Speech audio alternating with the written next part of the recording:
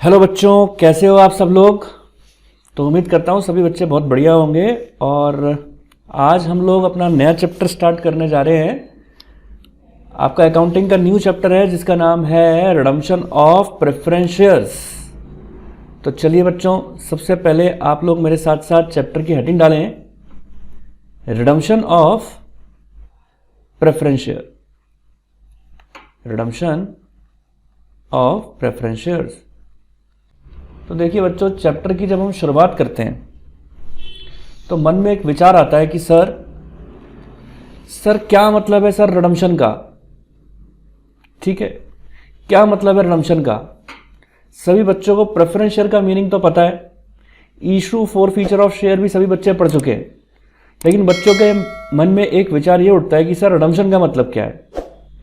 हालांकि no doubt आप लोग अपने पुराने क्लासेस के अंदर, अपने 12th क्लास के अंदर रिडम्पशन ऑफ डिबेंचर चैप्टर पढ़ चुके हैं। फिर भी बच्चों हम लोग शुरुआत से हर चीज को समझते हुए चलेंगे कि रिडम्पशन का मीनिंग क्या है, प्रेफरेंस शेयर्स को रिडम्पशन क्यों करते हैं हम। तो देखिए बच्चों, क्या होता है इशू के वक्त क्या होता है। सबसे पहले देखो, मैं आपको इशू के वक्त की बात समझाता हूं कि इशू के वक्त क्या होता है। जब इशू ऑफ शेयर होता है, जब आप इशू करते हो प्रेफरेंस शेयर्स का, जब हम प्रेफरेंस शेयर्स का इशू करते हैं तो उस वक्त क्या होता है कि ये कंपनी है और ये भारत की जनता। बहुत ही बेसिक होके बच्चों आपको बात समझाऊंगा। और कंपनी ऑफर करती है अपने शेयर्स, इनवाइट करती है कि आओ और हमारी कंपनी में पैसा इन्वेस्ट करो। ऑफर करती है शेयर्स को, लोग शेयर्स खरीदने के लिए पैसा लगाते हैं और उनको शेयर मिल जाते हैं। ठीक है, अप्लाई करते हैं और उनको शेयर मिल जाते हैं। यानी कंपनी एक तरीके से पैसा लेती है और शेयर दे देती है। तो दिस इज कॉल्ड इशू। लेकिन अब सवाल ये उठता है कि रिडम्पशन का मीनिंग क्या है। तो देखिए रिडम्पशन का मीनिंग क्या होता है। देखिए नॉर्मली क्या चीज होती है कि जो शेयर्स होते हैं, शेयर्स बेसिकली जैसे कि आपने देखा कि दो तरीके के हैं, एक होता है इक्विटी शेयर और एक होता है preference shares. Equity shares redeem नहीं होते हैं, ठीक है, इक्विटी शेयर्स रिडीम नहीं होते हैं। प्रेफरेंस शेयर्स कई कैटेगरी के होते हैं। प्रेफरेंस शेयर्स की कई कैटेगरी होती है, cumulative preference share, non cumulative preference share, ठीक है, और आपके redeemable preference share, irredeemable preference share, कई सारी कैटेगरी के होते हैं। Participating preference share, non participating preference share. तो मैं आपको ये बात बताना चाहता हूं बच्चों कि जो रिडीमेबल नाम की कैटेगरी के प्रेफरेंस शेयर होते हैं, रिडीमेबल प्रेफरेंस शेयर, उसके आगे नाम लिखा होता है रिडीमेबल प्रेफरेंस शेयर्स। केवल वही प्रेफरेंस शेयर्स आपके रिडीम हो सकते हैं, बाकी प्रेफरेंस शेयर्स आपके रिडीम नहीं हो सकते। अब रिडम्पशन का मतलब क्या है। रिडीमेबल नाम जब हमने पढ़ लिया कि रिडीमेबल नाम की कैटेगरी के प्रेफरेंस शेयर्स होते हैं, तो अब इसमें क्या होता है बच्चों, देखो कंपनी ने पहले क्या काम किया था, इशू किए थे शेयर्स। तो उस वक्त पैसे लिए थे और शेयर दिए थे। लेकिन अकॉर्डिंग टू एग्रीमेंट अब क्या होता है, अब कंपनी क्या काम करती है, 5 साल बाद वादा करती है, 5 साल बाद, 10 साल बाद, जो भी प्रेफरेंस शेयर्स का एग्रीमेंट है उसमें यह वादा करती है कि हम आपसे अब आपके प्रेफरेंस शेयर वापस ले लेंगे और आपको कैश वापस दे देंगे। यानी एक पर्टिकुलर टाइम पीरियड के लिए कंपनी यह काम करती है कि साहब हम आपके पैसे को यूज कर रहे हैं, 5 साल तक हम आपको उसके ऊपर रेगुलर डिविडेंड भी देते रहेंगे। एक एग्जाम्पल के तौर पर मैंने लिया है, 5 साल तक हम आपको उसके ऊपर रेगुलर डिविडेंड भी देते रहेंगे, ठीक है, आपके पैसे को यूज करेंगे और उसके बाद हम 5 साल बाद आपको कैश वापस कर देंगे और आपसे प्रेफरेंस शेयर्स फिर से ले लेंगे। प्रेफरेंस शेयर फिर से हम आपके प्रेफरेंस शेयर को हम खुद ही ले लेंगे वापस। तो इसको हम क्या बोलते हैं, इसका मतलब क्या हुआ कि रिडम्पशन का मतलब, अगर हम सीधे सच्चे भाषाओं में बात करें तो रिडम्पशन का मतलब होता है repayment of share capital. Repayment of share capital. Share capital का रीपेमेंट को हम क्या बोलते हैं, रिडम्पशन। तो रिडम्पशन जब आप, ऑब्वियस सी बात है, जब आप प्रेफरेंस शेयर्स का रीपेमेंट कर रहे हो तो repayment of preference share capital, तो वो क्या हो जाएगा, वो हो जाएगा रिडम्पशन ऑफ प्रेफरेंस शेयर्स। तो मैं उम्मीद करता हूं कि यहां पर आपको इशू और रिडम्पशन के अंदर डिफरेंस समझ में आ गया होगा। रिडम्पशन का मतलब होता है रीपेमेंट ऑफ शेयर कैपिटल। अब देखिए बच्चों, अब शुरुआत से अगर हम बात करें तो यहां पर कंपनी, ये बात तो ठीक है कि कंपनी रिडम्पशन कर रही है प्रेफरेंस शेयर्स का। अब आपकी कंपनी एक्ट के अंदर जो आपका कंपनीज एक्ट है, अकॉर्डिंग टू कंपनीज एक्ट अगर मैं बात करूं, according to companies act 2013 section number 55 कुछ नियम बोलता है, कुछ रूल्स रेगुलेशन बोलता है जिसके अकॉर्डिंग आपको प्रेफरेंस शेयर्स को रिडीम करना है। तो सबसे पहले तो हम क्या काम करेंगे, ये चीज देखेंगे कि इसके अंदर प्रेफरेंस शेयर्स को रिडीम करने के कौन कौन से दो मेथड्स हैं। ऑब्वियस सी बात है, कंपनी प्रेफरेंस शेयर्स का पैसा रीपेमेंट कर रही है और प्रेफरेंस शेयर्स को वापस ले रही है, तो कहीं ना कहीं से तो कंपनी को कुछ ना कुछ तो कंपनी के पास सोर्स होने चाहिए ना। Sources and methods of redemption क्या क्या है, मेथड्स क्या हैं रिडम्पशन के, methods of redemption of preference share क्या क्या है, यानी क्या सोर्स है, पैसा कहां से आएगा प्रेफरेंस शेयर्स को रिडीम करने के लिए, तो वो चीज अपन को देखनी है यहां पे। तो देखिए बच्चों, बेसिकली आपको कंपनी एक्ट के अंदर दो तरीके बता रखे हैं प्रेफरेंस शेयर्स को रिडीम करने के लिए। तो प्रेफरेंस शेयर्स को रिडीम करने के लिए दो कौन कौन से मेथड है, एक तो है आउट ऑफ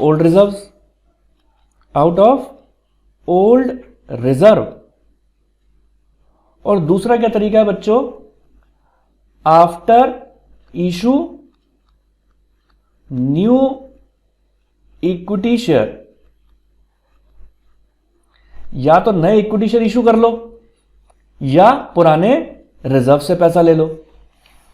तो ये दो तरीके हैं बेसिकली प्रेफरेंस शेयर्स को रिडीम करने के। तो चलिए बच्चों, देखना यह है कि प्रेफरेंस शेयर्स को जब रिडीम करने के दो मेथड हैं, तो उसके अंदर एक मेथड तो हमने क्या पढ़ा, आउट ऑफ ओल्ड रिजर्व, और दूसरा तरीका क्या है, after issue new equity share. बच्चों देखो, यहां पर आप नए इक्विटी शेयर से पैसा अरेंज कर सकते हो, नए प्रेफरेंस शेयर से पैसा अरेंज कर सकते हो, लेकिन प्रेफरेंस शेयर्स जब आप इशू करो तो याद रहे रिडीमेबल नाम के प्रेफरेंस शेयर्स आप इशू नहीं कर सकते। ऐसे प्रेफरेंस शेयर इशू कर सकते हो जो नॉन रिडीमेबल कैटेगरी के हो, और याद रहे डिबेंचर्स भी आप इशू नहीं कर सकते। यानी आप प्रेफरेंस शेयर्स की जो रिडीमेबल प्रेफरेंस शेयर्स हैं उनको रिडम्पशन देने के लिए डिबेंचर्स को हम इशू नहीं कर सकते, क्योंकि डिबेंचर्स तो 100% कैटेगरी में ही रिडीमेबल होते हैं। रिडीमेबल डिबेंचर्स को ही अगर आप इशू करोगे, यानी एक लोन को चुकाने के लिए दूसरा लोन लोगे, तो वो ठीक बात नहीं है। इसलिए यहां पर डिबेंचर्स को मना कर दिया गया कि आप डिबेंचर्स से पैसा अरेंज नहीं कर सकते हो। और पहला तरीका क्या है, आउट ऑफ ओल्ड रिजर्व। तो हम रिजर्व कौन से यूज कर सकते हैं, अपने फ्री रिजर्व। और देखिए बच्चों, मैं आपको अपने पिछले चैप्टर्स के अंदर फ्री रिजर्व का मीनिंग बता चुका हूं। फ्री रिजर्व वो रिजर्व होते हैं जो डिस्ट्रीब्यूशन ऑफ डिविडेंड के लिए अवेलेबल होते हैं, ठीक है, जिनसे आप अपने डिविडेंड डिस्ट्रीब्यूट कर सकते हो, वो आपके फ्री रिजर्व होते हैं। एग्जाम्पल के तौर पे बता दूं आपको कि कैपिटल रिजर्व आपका फ्री रिजर्व नहीं है। कैपिटल रिजर्व आपका फ्री रिजर्व नहीं है, it is not free reserve. Free reserve नहीं है ये, क्योंकि ये फ्री फॉर डिस्ट्रीब्यूशन नहीं है, यानी जिसके पर्पस स्पेसिफिक है वो फ्री रिजर्व नहीं है यहां पर। तो देखिए, आप कैपिटल रिजर्व को आप हर काम में थोड़ा यूज कर सकते हो, इसलिए फ्री रिजर्व नहीं है। तो अब आपके मन में एक विचार उठेगा कि सर ठीक है, आगे बताओ। अब फ्री रिजर्व के अंदर अब सबसे पहले हम बात करेंगे proceed of equity share, preference share बाद में बात करेंगे। सबसे पहले मैं बात करूंगा out of old reserve. Out of old reserve. अब ओल्ड रिजर्व के अंदर हमने जैसा कि बात की कि हम फ्री रिजर्व से पैसा उठा सकते हैं प्रेफरेंस शेयर्स को रिडीम करने के लिए फ्री रिजर्व से, ठीक है। अब मन में आपके विचार आएगा कि सर नाम ही बता दो कौन कौन से फ्री रिजर्व। तो मैंने कहा जैसे कि जनरल रिजर्व, जैसे कि आप जनरल रिजर्व से पैसा उठा सकते हो, जैसे कि आप प्रॉफिट एंड लॉस अकाउंट से पैसा उठा सकते हो, ये आपके फ्री रिजर्व हैं, ठीक है। कोई भी रेवेन्यू रिजर्व है उससे आप पैसा उठा सकते हो, ठीक है। किसी भी आप रेवेन्यू रिजर्व से पैसा उठा सकते हो। तो अगर देखिए यहां पर क्या होता है, जनरल रिजर्व से, पीएनएल से, रेवेन्यू रिजर्व से अगर आपका अरेंजमेंट नहीं हो पाता है तो हम इक्विटी या प्रेफरेंस शेयर्स की तरफ जाते हैं, वहां से पैसा अरेंज करते हैं। अब देखिए बच्चों, इसके अंदर भी कुछ बातें हैं, कुछ कंडीशंस हैं जो मैं आपसे चर्चा करने वाला हूं। अब देखिए बच्चों, क्या होता है, एक डायग्राम से कहानी के रूप में आपको एक समझाने की कोशिश करूंगा कि होता क्या है। होता यूं है कि जितने भी हम फ्री रिजर्व से पैसा उठाते हैं प्रेफरेंस शेयर्स को रिडीम करने के लिए, ध्यान से सुनिएगा बच्चों मेरी बात, मैं आपको उलझाते हुए बात नहीं करूंगा। मे बी पॉसिबल आपने ये चैप्टर सेल्फ पढ़ा हो या आपने ये चैप्टर XYZ कहीं और से पढ़ा हो, कई सारी वीडियोस देखी हो आपने इसकी, लेकिन इसके अंदर क्या होता है, बेसिकली बच्चा जब चैप्टर पढ़ने बैठता है तो सारे नियम एक साथ देख लेता है, और नियमों को एक साथ देखने के बाद में जब बच्चा क्वेश्चन करने बैठता है तो वो कंफ्यूज सा हो जाता है। तो बच्चों मेरी इसके अंदर एक कोशिश रहेगी आपसे कुछ नियम बताऊं। तो देखिए बच्चों मेरी क्या कोशिश रहेगी कि मैं कुछ नियम पहले आपको बताऊं, फिर उससे संबंधित क्वेश्चन कराऊं, फिर आपको फिर और नियम बताऊं, फिर उससे संबंधित और क्वेश्चन कराऊं, फिर ऐसे करते करते जो मेरे खुद के फ्रेम आउट क्वेश्चंस हैं उससे आपका एक बार कंसेप्ट पूरा क्लियर हो जाए, और फिर कंसेप्ट क्लियर होने के बाद जब आपको लगने लगेगा कि अब जब हमने सारा टॉपिक कवर अप कर लेंगे विद क्वेश्चंस विद कंडीशंस, फिर मैं आपको आपके स्टडी मटेरियल और मॉड्यूल के क्वेश्चंस कराऊंगा और आपको इजीली समझ में आ जाएंगे। तो हम टुकड़े टुकड़ों के अंदर नियम इसके पढ़ते चले जाएंगे, क्वेश्चंस करते चले जाएंगे। तो देखिए, तो मेरा पहला नियम क्या है, वो नियम यह है कि आप जब भी रिजर्व से पैसा उठाते हैं, जब भी आप अपने फ्री रिजर्व से अरेंजमेंट करेंगे प्रेफरेंस शेयर्स को रिडीम करने के लिए, तो जितना पैसा हम फ्री रिजर्व से उठाते हैं उतना पैसा आपको कैपिटल रिडम्पशन रिजर्व में ट्रांसफर करना होता है। उतना पैसा आपको कैपिटल रिडम्पशन रिजर्व में ट्रांसफर करना होता है। सर ये क्या चीज है? मैंने कहा बेटे ये एक तरीके का स्पेसिफिक रिजर्व है, ये एक तरीके का स्पेसिफिक रिजर्व है। इस स्पेसिफिक रिजर्व के अंदर आपको उतना पैसा ट्रांसफर करना पड़ेगा जितना पैसा जनरल रिजर्व से आपने लिया या पीनल से लिया या रेवेन्यू रिजर्व से लिया, अरेंज करने के लिए आपने अरेंजमेंट किया है अपना प्रेफरेंस शेयर्स को रिडीम करने के लिए। अब आप बोलेंगे सर बात समझ में नहीं आई, ऐसा क्यों ट्रांसफर कर रहे हैं, क्यों इस तरीके से काम कर रहे हैं? तो चलिए बच्चों इसके ऊपर आपको एक लाइव एग्जांपल देता हूं। देखिए बच्चों क्या होता है कि ये कौन है, ये मिस्टर स्टूडेंट यानी आप हैं, ठीक है, ये मिस्टर स्टूडेंट आप हैं, ठीक है। आपके पापा आपको कुछ पैसा देते हैं, ठीक है, आपके पापा आपको कुछ पैसे देते हैं आपकी पॉकेट मनी के लिए समझ लो, या आपकी पढ़ाई के खर्चे के लिए आपको रेगुलर बेसिस पे कुछ पैसे दे रहे हैं, ठीक है, रेगुलर बेसिस के ऊपर आपको पैसे दे रहे हैं, और आप उस पैसे को एक अकाउंट खोलकर जमा करते चले जा रहे हो, जमा करते चले जा रहे हो, जमा करते चले जा रहे हो, ठीक है, जमा करते चले जा रहे हो आप उस पैसे को। अब होता क्या है, अब आप ठहरे महाबदमाश, आप क्या सोचते हैं, पापा को भी आपकी आदतों का पता है, ठीक है। अब पापा को इस बात का पता है कि ये जितने पैसे जमा हो रहे हैं एक दिन बदमाशी करोगे और क्या करोगे, या तो दोस्तों के अंदर पार्टी में उड़ा दोगे पैसे, ठीक है, या अपनी कोई बाइक ले आओगे, कोई स्कूटी ले आओगे, इस तरीके से आपका पैसा खर्च हो जाना है। हो सकता है मे बी पॉसिबल स्पेसिफिक काम में पैसा खर्च ना हो, और दूसरों के सामने एक अपनी तड़ी दिखाने के अंदर कोई बाज नहीं आता कि साहब मैं तो इतना पैसे वाला हूं, मैं तो ये, मैं तो वो, मेरे पास तो इतनी अथॉरिटी है, मेरे अकाउंट में तो इतने पैसे हैं। पता है पापा को आदतों का कि बच्चा तो बदमाश है, कहीं भी पैसे खर्च कर डालेगा, ठीक है। तो ऐसी स्थिति के अंदर पापा क्या काम करते हैं, इसकी अथॉरिटी क्या करते हैं, अपने पास भी रख लेते हैं। यानी अकाउंट से पैसे निकालने हैं तो आपके सिग्नेचर के साथ साथ पापा के सिग्नेचर भी चलेंगे। हाँ सर ऐसा है, नहीं तो हम तो महाबदमाश सारा पैसा उड़ा देंगे। मैंने कहा बस ऐसा ही कुछ काम कंपनी भी करती है। अब देखिए बच्चों ये क्या है, ये क्या है, कंपनी। ये कंपनी उस बच्चे के माफिक है। किस बच्चे के? वो मिस्टर स्टूडेंट था ना, उस बच्चे के माफिक कंपनी है। तो बस बच्चों उस कंपनी एक्ट उस पापा जी का काम कर रही है। क्या? आप देखिए मैं बताता हूं, ये कौन है, कंपनी एक्ट, पापा जी। अब है क्या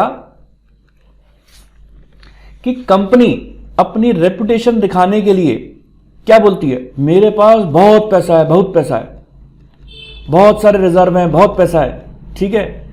पब्लिक से पैसा उठा रखा है, पब्लिक से पैसा उठा रखा है, रिजर्व मेंटेन कर रखे हैं। अब बोलती है मेरे पास बहुत पैसा है, मैं प्रेफरेंस शेयर्स को रिडीम करने के लिए, बात ध्यान से सुनिएगा, कंपनी क्या कहती है कि मैं प्रेफरेंस शेयर्स को रिडीम करने के लिए अपने सोर्सेस कहां से उठाऊंगी, आउट ऑफ ओल्ड रिजर्व। कहां से पैसा उठाऊंगी? Out of old reserve. ये कंपनी बोलती है कि पैसा बहुत है, कहां से पैसा उठाएंगे? Out of old reserve, free reserve से। वहीं बैठे बैठे कंपनी एक्ट देख रही है, ठीक है, कंपनी एक्ट वहीं बैठे बैठे देख रही है कि कुछ गड़बड़ है, कुछ गड़बड़ है, ठीक है। ये आज तो अपनी शान दिखाने के लिए, अपनी रेपुटेशन दिखाने के लिए, ठीक है, अपनी तड़ी दिखाने के लिए प्रेफरेंस शेयर होल्डर को out of old reserve, free reserve redemption दे देगी। लेकिन जब डिविडेंड बांटने की बारी आएगी, जब डिविडेंड बांटने की बारी आएगी तो फिर ये कंपनी अपने हाथ खड़े कर देगी। तो ये तो गड़बड़ बात है। आज तो तुमने शान दिखा दी अपनी, आज तो पैसा खर्च कर दिया, और जब एक्चुअल में जरूरत पड़ेगी तब आपके पास होगा नहीं। वही बात यहां पर आ गई ना, आज आपके पास पैसा है, आज तो तुम पार्टी मना लोगे, ठीक है, पार्टी मना लोगे, अपने अच्छे अच्छे कपड़े ले आओगे, ठीक है, आलतू फालतू खर्चों के अंदर खर्चे कर दोगे। जब वाकई पैसा खर्च करने की बारी आएगी अपनी पढ़ाई पर, फिर बोलोगे पापा जी पैसे नहीं है। तो वही चीज यहां पर आती है कि कंपनी ने भी इस बात को समझ लिया और पाबंद कर दिया कंपनी एक्ट ने कंपनी को। कंपनी सुनो, कंपनी तुम कहते हो ना तुम्हारे पास बहुत पैसा है, बहुत पैसा है, रिजर्व से पैसा उठाकर, रिजर्व से पैसा उठाकर अपने प्रेफरेंस शेयर्स को रिडीम कर सकते हो। तो एक काम करो, एक काम करो, जितना पैसा तुम्हारे पास है ना उसको एक कैपिटल रिडम्पशन रिजर्व में डाल दो, कैपिटल रिडम्पशन रिजर्व के अंदर डाल दो। कंपनी का एक्ट का क्या मोटिव है? कैपिटल रिडम्पशन रिजर्व के अंदर पैसा डलवाने का क्या मोटिव है?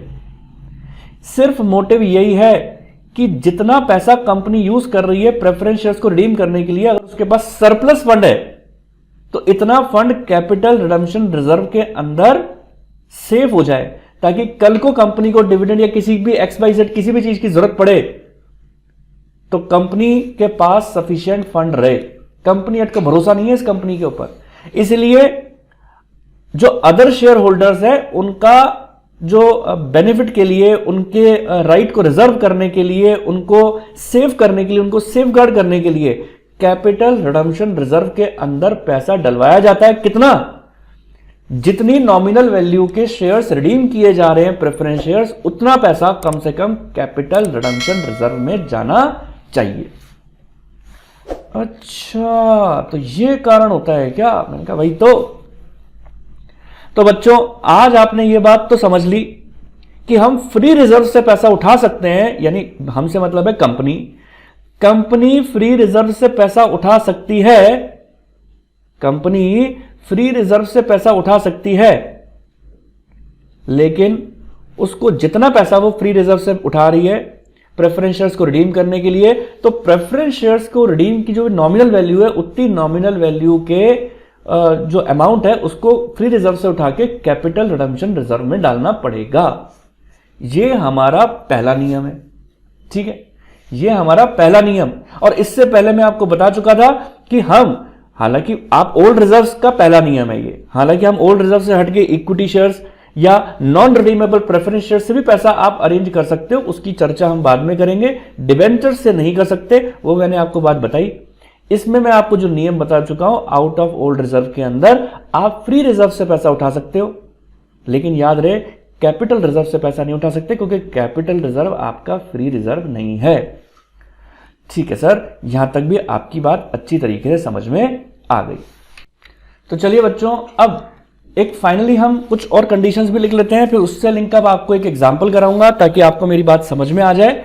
तो देखिए कंडीशंस क्या हैं, कंडीशंस हैं तो लिखिए some conditions to be fulfilled, some conditions.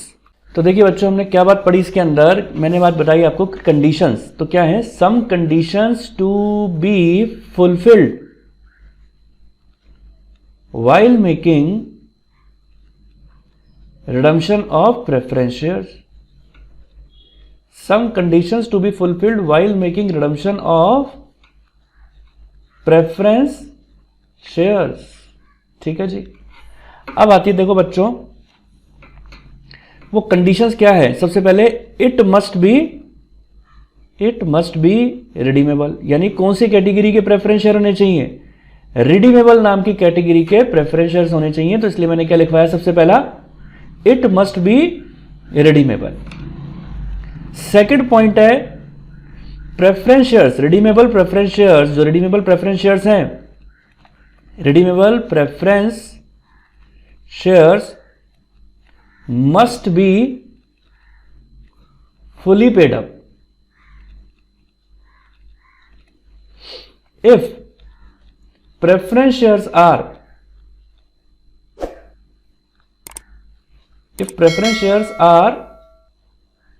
partly paid up,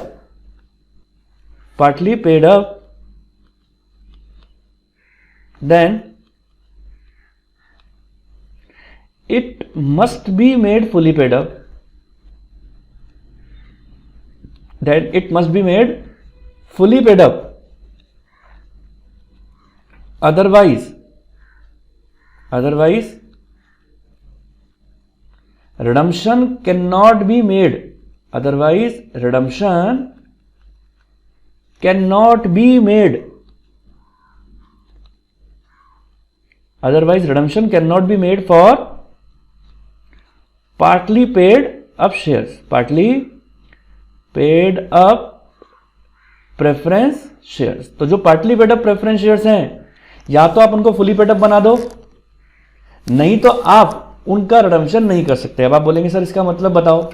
जैसे वो देखो बच्चों, मान के चलिए 10 रुपीज का शेयर है, ठीक है, रिडीमेबल प्रेफरेंस शेयर 10 रुपीज का है, उस पर अभी 8 रुपीज ही पेड अप है, यानी 8 रुपीज ही आपने मान के चलिए पेड अप है, उसके ऊपर आपने 8 रुपीज ही अभी उस पर मंगाए हैं। तो बेटर ये है कि आप पहले उस पर 2 रुपए कॉल कर लें, ठीक है, और उसके बाद जब आप फुली पेड अप हो जाएं तो आप उसको रिडीम कर सकते हैं, नहीं तो आप उनको रिडीम नहीं कर सकते। ठीक है जी। नंबर तीसरी बात, if there is calls in arrears,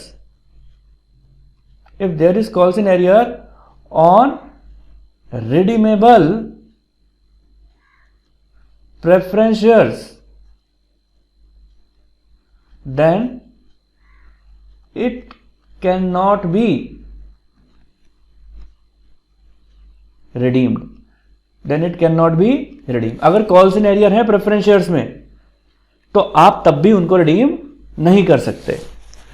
तो हमने बच्चों क्या काम करना पड़ेगा, अगर कॉल्स इन एरियर हैं तो सबसे पहले आप या तो वो कॉल्स इन एरियर जो हैं वो आपको शेयर होल्डर चुका दें, तब तो आप उनको रिडीम कर सकते हैं। अगर वो कॉल्स इन एरियर नहीं चुकाते हैं तो हम उसको रिडीम नहीं कर सकते हैं। और नंबर चौथा point, preference shares can be redeemed at par. Preference shares can be redeemed at par और at premium, not at discount. अब आप बोलेंगे सर इसका मतलब क्या, मैंने कहा मान के चलिए 10 रुपए का शेयर है प्रेफरेंस शेयर, 100 रुपीज का मान के चलिए अगर प्रेफरेंस शेयर 100 रुपीज का है, आप रीपेमेंट करते वक्त 100 के 100 रुपीज वापस कर सकते हो। तो ये हो गया कि हम रीपेमेंट किस पे कर रहे हैं, पार पर। ये कंडीशन पॉसिबल है। मान के चलिए अगर 100 रुपीज का प्रेफरेंस शेयर्स है, आप रीपेमेंट करते वक्त 110 रुपीज यानी ज्यादा रुपए प्रीमियम पर रीपेमेंट कर रहे हैं, ये भी पॉसिबल है एट प्रीमियम। लेकिन अगर आप सोचिए कि 100 रुपीज का शेयर है और अगर आप रीपेमेंट 90 रुपीज पे कर रहे हैं, तो ये पॉसिबल नहीं है। अब देखिए बच्चों, अब आपके मन में विचार उठेगा कि सर ऐसा पॉसिबल क्यों नहीं है। मैंने कहा देखिए बच्चों, इसको भी हम बात डायग्राम से समझते हैं। मान के चलिए ये कंपनी है, ठीक है, मान के चलिए कंपनी है, इस कंपनी ने इशू करते वक्त तो 100 रुपीज लिए थे और प्रेफरेंस शेयर्स दिए थे। ये तो इशू के वक्त बात थी, यानी प्रेफरेंस शेयर्स ने 100 रुपीज दिए थे। ऐसा कौन सा प्रेफरेंस शेयर होल्डर है बच्चों जो 100 रुपीज देकर वापस 90 रुपीज लेना पसंद करेगा। सर बात तो ठीक कहते हो। तो इसी वजह से अगर ऐसा कोई प्रेफरेंस शेयर होल्डर हो तो मुझे बताना, मैं भी अपनी कंपनी में इसी तरीके से ही काम करूंगा, 100 रुपीज लूंगा, 90 रुपीज दे दूंगा। सर बात तो ठीक कहते हो। तो मैंने कहा इसीलिए ये कंडीशन पॉसिबल नहीं होती है, इसलिए रिडम्पशन को डिस्काउंट के ऊपर नहीं माना गया कि रिडम्पशन डिस्काउंट के ऊपर नहीं होता, या तो पार पर होगा या प्रीमियम पर होगा। ठीक है बच्चों, ठीक है सर, यहां तक की बात आपकी समझ में आ गई। तो चलिए बच्चों इसके आगे की बात करते हैं। तो चलिए बच्चों अब इसके आगे की बात करें तो ये बात हमने देखी, हमने कुछ कंडीशंस हमने सीख ली प्रेफरेंस शेयर्स को रिडीम करने के लिए क्या कंडीशंस का फुलफिलमेंट होना जरूरी है। अब देखिए बच्चों इसकी जर्नल एंट्रीज आपको समझाऊंगा कि इसका अकाउंटिंग ट्रीटमेंट क्या होता है और जर्नल एंट्रीज क्या करते हैं। तो सबसे पहले अभी हम जो जर्नल एंट्रीज सीख रहे हैं वो किस रिगार्डिंग सीख रहे हैं कि when preference shares are redeemed out of old reserve, when preference shares are redeemed out of old reserve यानी सारा पैसा कहां से अरेंज हो रहा है, आउट ऑफ ओल्ड रिजर्व। तो आपको याद होगा अभी मैंने आपको ये बात बताई थी कि जितना पैसा आप ओल्ड रिजर्व से उठाते हैं इक्विटी शेयर होल्डर के बेनिफिट के लिए, उनको जो रिजर्व रखने के लिए हम क्या काम करते हैं, अपना जितना पैसा ओल्ड रिजर्व से आप उठा रहे हैं उतना पैसा को हम कैपिटल रिडम्पशन रिजर्व में ट्रांसफर कर देते हैं। तो देखिए बच्चों उसकी जर्नल एंट्री, सबसे पहले आप उसकी जर्नल एंट्री करेंगे जो सबसे पहले हम अरेंज कर रहे हैं पैसा फ्री रिजर्व से, तो आप एंट्री करेंगे जैसे मान के चलिए जनरल रिजर्व से पैसा उठाया तो general reserve account debit, profit and loss account से पैसा उठाया तो profit and loss account debit, ठीक है। और अब देखिए अब आप कोई भी रेवेन्यू रिजर्व है किसी भी तरीके का, कोई भी फ्री रिजर्व, उससे पैसा उठाते हैं तो रेवेन्यू रिजर्व अकाउंट डेबिट, और टू कैपिटल रिडम्पशन रिजर्व। तो ये तो आपने सेफगार्ड कर लिया, तो ये सेफगार्ड करने की एंट्री हो गई, ठीक है। अब देखिए अब हमें क्या काम करना है, नंबर 2, नंबर पहली अपन ने अरेंज, इसको हम कह सकते हैं ये अरेंज कर लिया हमने पैसा, ठीक है। अब नंबर 2 आप क्या एंट्री करेंगे, अब आप प्रेफरेंस शेयर को पेमेंट करेंगे। तो देखिए प्रेफरेंस शेयर्स को पेमेंट करने की क्या एंट्री होती है, redeemable preference share capital, redeemable preference share capital to preference share holder, यही एंट्री होती है। अगर आप प्रेफरेंस शेयर्स को एट पार पर रिडीम कर रहे हैं, इफ रिडीम्ड एट पार, अगर पार पर रिडीम कर रहे हैं तो, ठीक है। और नंबर, ये तो देखो फर्स्ट एंट्री, और सेकंड प्रेफरेंस शेयर होल्डर को पेमेंट करने की एंट्री वो क्या हो जाएगी, preference share holder account debit, preference share holder account debit to bank, ठीक है बच्चों। अब देखो अब आती है बात यहां पर, अब मैं अगर आपको ये बात बोलूं कि if preference shares are redeem at premium, अगर प्रेफरेंस शेयर्स प्रीमियम पर रिडीम होते हैं तो देखिए अरेंजमेंट करने की एंट्री तो कैसे कर दो, ये तो अरेंजमेंट सेम होगा एक्चुअल पैसे का। जैसे मान के चलिए 100 रुपीज का प्रेफरेंस शेयर्स है, अब आप उसको 110 रुपीज वापस करने जा रहे हो, तो 100 रुपीज का अरेंजमेंट तो हम कर ही लेंगे, उसकी एंट्री तो ये रही। 10 रुपीज हम एक्स्ट्रा पेमेंट करेंगे फॉर प्रीमियम ऑन रिडम्पशन, तो आपकी पेमेंट करने की एंट्री में बच्चों बदलाव आ जाएगा, और क्या एंट्री हो जाएगी, redeemable preference share capital premium on redemption account debit to preference share holder, अब देखिए अब आप क्या काम करेंगे, दूसरी entry preference share holder account debit to bank. अच्छा, तो यानी इसका मतलब हम पेमेंट करेंगे तो प्रीमियम और रिडम्पशन को भी डेबिट करना पड़ेगा, ऑब्वियस ही बात है बच्चों। एक्स्ट्रा अमाउंट पेमेंट कर रहे हो, अब जैसे मान के चलिए 100 रुपीज पे कर रहे हैं 110 पे, तो 100 यहां आ जाएंगे, 10 यहां आ जाएंगे, 110 यहां आ जाएंगे, और 110 से पेमेंट हो जाएगी। ओके, तो बच्चों उम्मीद करता हूं आपको मेरा ये टॉपिक अच्छी तरीके से समझ में आया होगा। अगर बच्चों मेरा टॉपिक अच्छी तरीके से समझ में आया, इसको आप मेरे वीडियो को लाइक करें, सब्सक्राइब करें, अपने फ्रेंड सर्कल के साथ ज्यादा से ज्यादा शेयर करें। सर सर शेयर करना जरूरी है, लाइक करना जरूरी है। नहीं बच्चों, लाइक करना शेयर करना कोई जरूरी नहीं है, लेकिन आपके लाइक और शेयर से मुझे मिलेगा मोटिवेशन, और मुझे मोटिवेशन मिलेगा, मैं आप लोगों के लिए ज्यादा से ज्यादा वीडियोस अपलोड करता रहूंगा, ज्यादा से ज्यादा अच्छे से अच्छे वीडियो लाऊंगा आप लोगों के लिए। इसलिए कंसेप्ट समझ में आया तो एक लाइक बनता है और शेयर ज्यादा से ज्यादा करें बच्चों, तो इससे मुझे मोटिवेशन मिलेगा। तो चलिए बच्चों, अब आगे का पॉइंट देखते हैं इसके अंदर। अब कुछ बच्चों के मन में एक विचार उठा कि सर एक बात बताओ सर, यहां प्रेफरेंस शेयर होल्डर आपने क्रेडिट किया, यहां प्रेफरेंस शेयर होल्डर डेबिट किया, क्या हम इसकी एक कंबाइंड एंट्री कर सकते हैं ऑल्टरनेटिव? मैंने कहा हाँ बच्चों, ऑल्टरनेटिव एंट्री कर सकते हो, combined entry. Preference share holder debit भी हो रहा है, क्रेडिट भी हो रहा है, तो नेट एंट्री क्या हो जाएगी? Redeemable preference share, redeemable preference share capital to bank, क्योंकि होल्डर से होल्डर तो कट गया।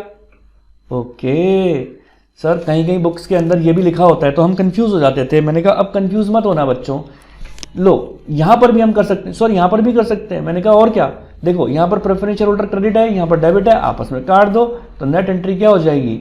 Redeemable preference share capital premium on redemption, premium on redemption account debit to redeemable preference share capital premium on redemption account debit to bank. खत्म।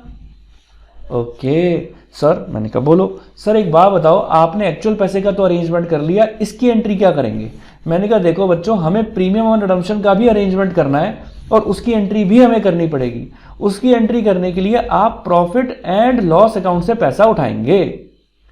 Profit and loss account debit to, profit and loss account debit to premium on redemption. Sir मैंने कहा बोलो। Sir क्या securities premium से भी पैसा उठा सकते हैं? मैंने कहा देखो बच्चों, सिक्योरिटीज प्रीमियम अगर आप नए शेयर्स, जैसे अभी आपको आगे जाके कंसेप्ट समझाऊंगा, जब आप नए इक्विटी शेयर इशू करेंगे, मे बी पॉसिबल कि वो नए इक्विटी शेयर आप प्रीमियम पर इशू करें। तो जब हम नए इक्विटी शेयर प्रीमियम पर इशू करते हैं, उस पे ऊपर जो हमारे पास प्रीमियम आता है, तो उस प्रीमियम को हम यूज नहीं कर सकते। और सेक्शन नंबर 52 सब सेक्शन 3 के अंदर आपको एक नियम दिया गया है कि जिन कंपनियों के ऊपर अकाउंटिंग स्टैंडर्ड लागू होता है, वो कंपनियां कभी भी सिक्योरिटीज प्रीमियम को यूज नहीं करती हैं प्रीमियम ऑन रिडम्पशन को राइट ऑफ करने के लिए। तो उस स्थिति के अंदर आपको प्रीमियम को राइट ऑफ करने के लिए प्रॉफिट एंड लॉस अकाउंट से ही पैसा उठाना पड़ेगा। आपके मॉड्यूल में जितने क्वेश्चन है वो इसी एजम्पशन पर किए गए हैं कि सबके ऊपर अकाउंटिंग स्टैंडर्ड लागू है और वो सारी कंपनियां प्रॉफिट एंड लॉस अकाउंट से ही पैसा उठाएंगी प्रीमियम ऑन रिडम्पशन के लिए। तो उम्मीद करता हूं बच्चों, यहां तक की सारी बातें आपको अच्छी तरीके से समझ में आ गई होंगी। और अब हम करेंगे इसके बाद कुछ एग्जाम्पल्स, कुछ मेरे फ्रेम आउट किए गए एग्जाम्पल्स। उस एग्जाम्पल के थ्रू मैं आपको समझाऊंगा कि ये एंट्रीज क्वेश्चन के अंदर किस तरीके से एप्लीकेबल होती हैं। धीरे धीरे कंडीशंस को बढ़ाते चले जाएंगे और आपको मेरी बात अच्छी तरीके से समझ में आती चली जाएगी। जब वो कंडीशंस खत्म हो जाएगी, फिर हम उठाएंगे मॉड्यूल के क्वेश्चंस, आपके study material, ICS study material के क्वेश्चन, और एक एक करके उसको भी कंप्लीट कर लेंगे। तो उम्मीद करता हूं यहां तक की बात आपको अच्छी तरीके से समझ में आ गई होगी। समझ में आ गई, लाइक करें, सब्सक्राइब करें, शेयर करें। Thank you so much. तो मैं उम्मीद करता हूं आप लोगों को मेरा वीडियो अच्छा लगा होगा। आप लोगों को वीडियो अच्छा लगा, मेरे चैनल को लाइक करें, सब्सक्राइब करें और अपने दोस्तों के साथ ज्यादा से ज्यादा शेयर करें। आप मुझे कमेंट सेक्शन में बताएं कि आपको मेरा वीडियो कैसा लग रहा है। आपके कमेंट्स पढ़कर मुझे और मोटिवेशन मिलेगा और मैं और आगे आप लोगों के लिए अच्छे से अच्छे वीडियोस लाता रहूंगा। तो बने रहें मेरे वीडियोस के साथ। Thank you so much.